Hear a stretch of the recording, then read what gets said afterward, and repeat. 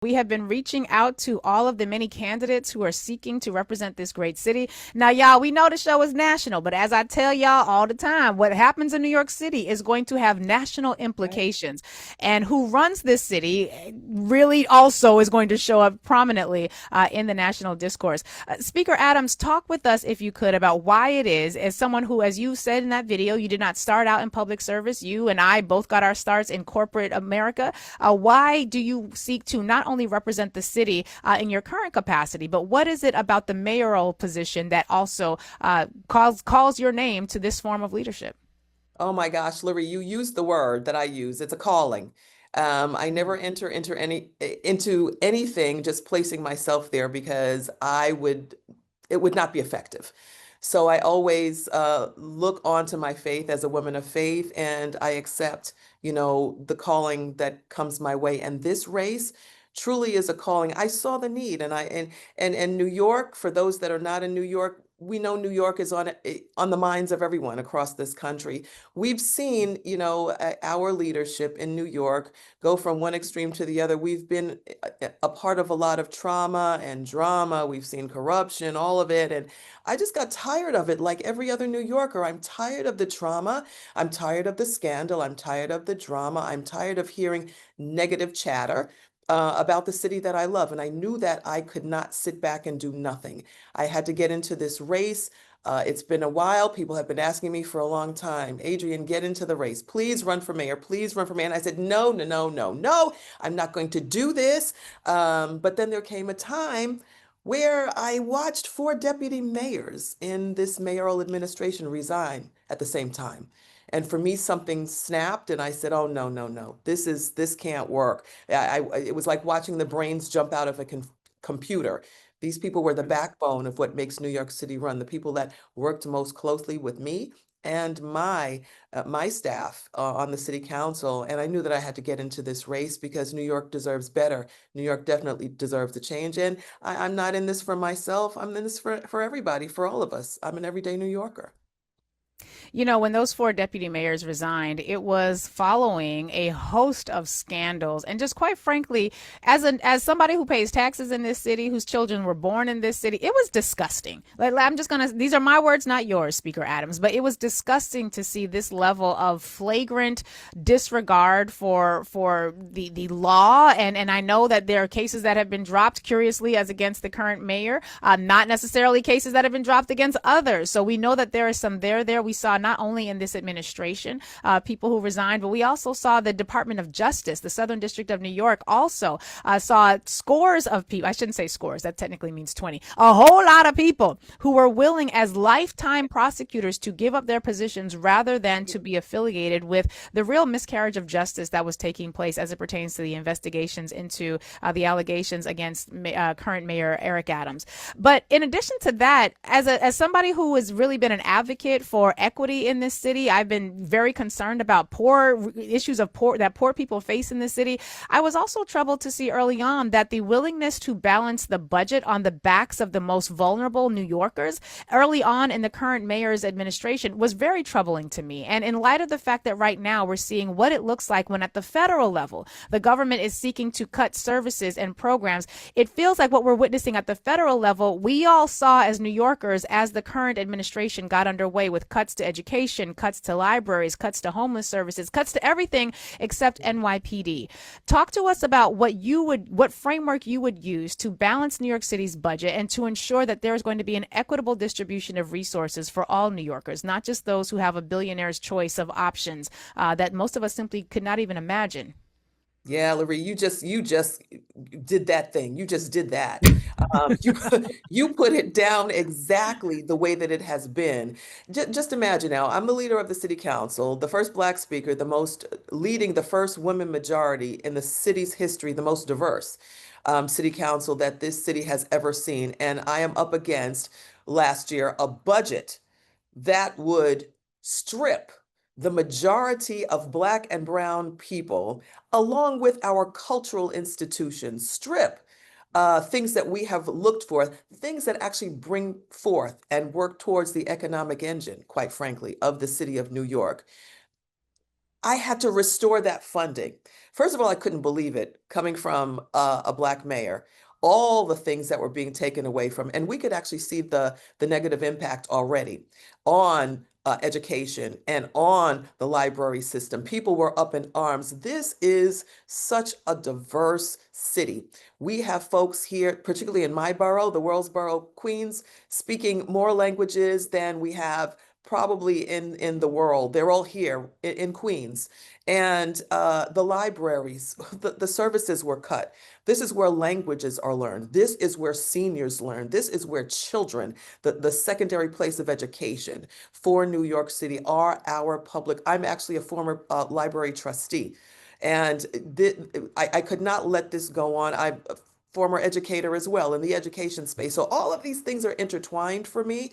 They're all personal, and they've all been prioritized by me as the leader of the city council. So to see those budget cuts um, taking place in the city that I love, I had to restore it.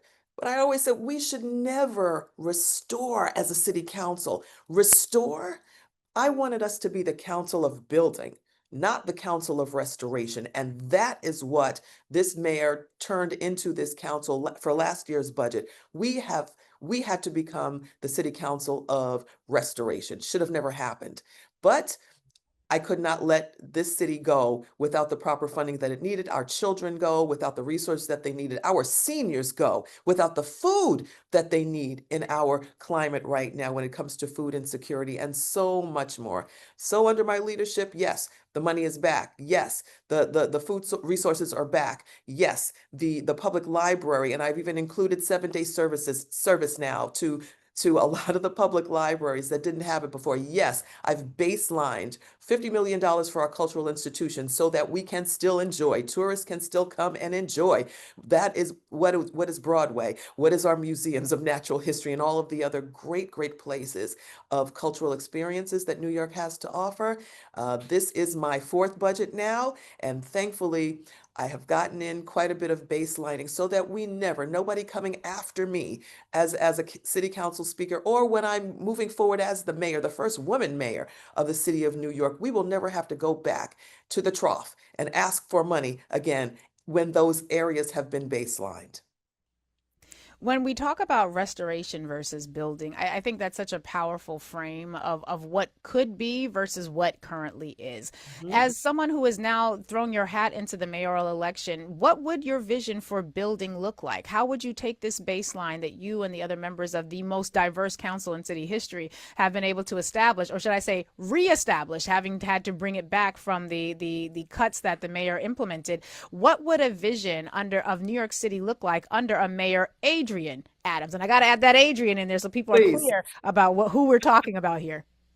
Yes, indeed. Well, we know now that with a lot of our resources baselined, what I intend to do as mayor is to expand on the good work that I've been doing in city council as its leader.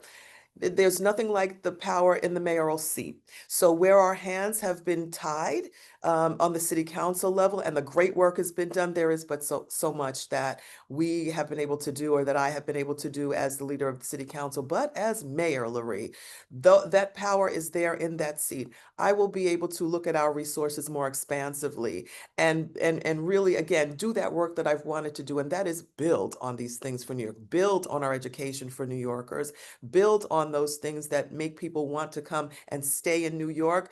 I'm a mother and a grandmother. I want my children to stay here selfishly enough.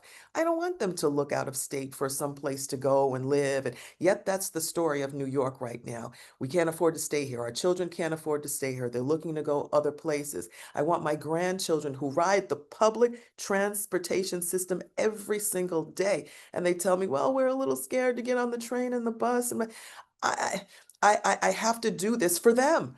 So, again, I'm in this for all of us. Everything that my neighbors see.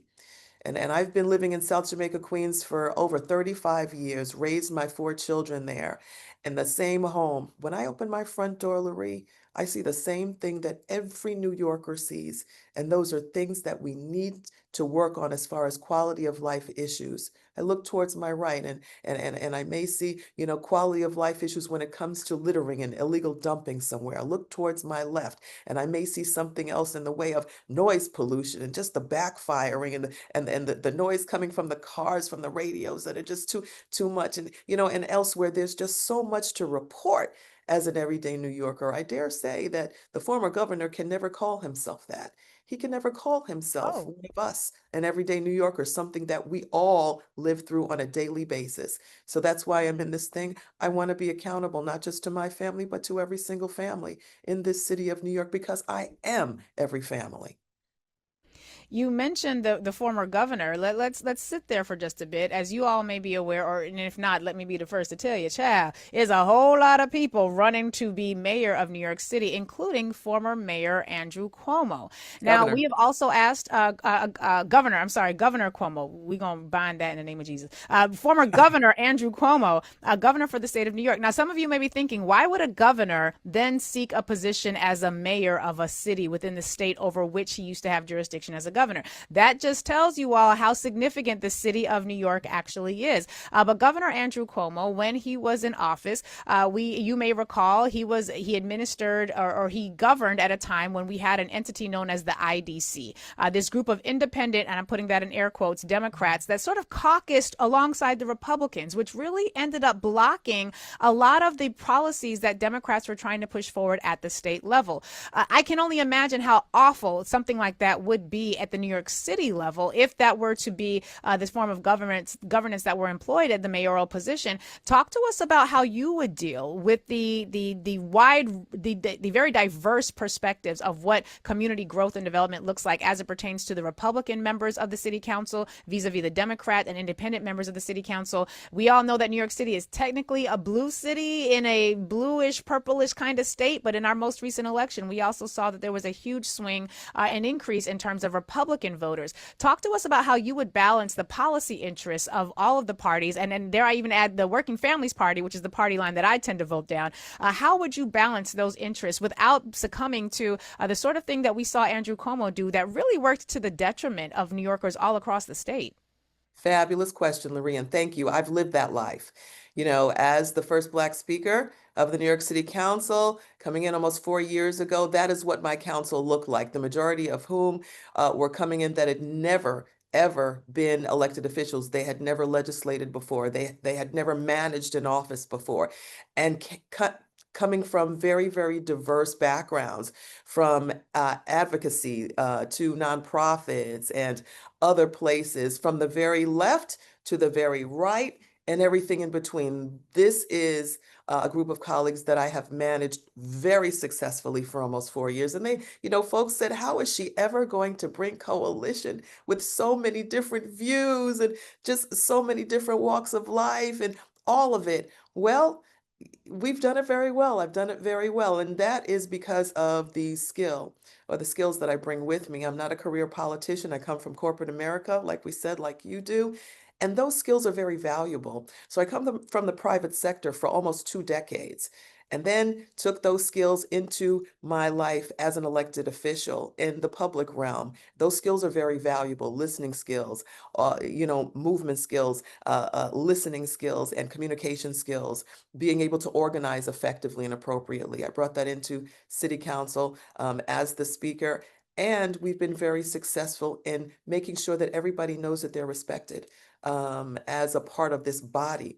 I've made sure that folks know that they do have a voice, and my door is always open. And that when we come around this table to talk about legislation, we're going to hear each other out. We're not always going to agree, but we will always sit down and treat each other with respect. We'll hear each other out. And Lurie, what that has caused us in the city council, as far as our success, the mayor has sought to veto several pieces of legislation as long as I've been the speaker. And we have overridden every veto with a super majority, not just a majority, but a super majority. That is the coalition that I have built as speaker. That is the coalition that I will build as mayor. The same mindset, the same management skills that I've brought with me from corporate America to the city council, to the speakership. Now it will be brought to the mayoralty of the city of New York, and I look forward to doing that.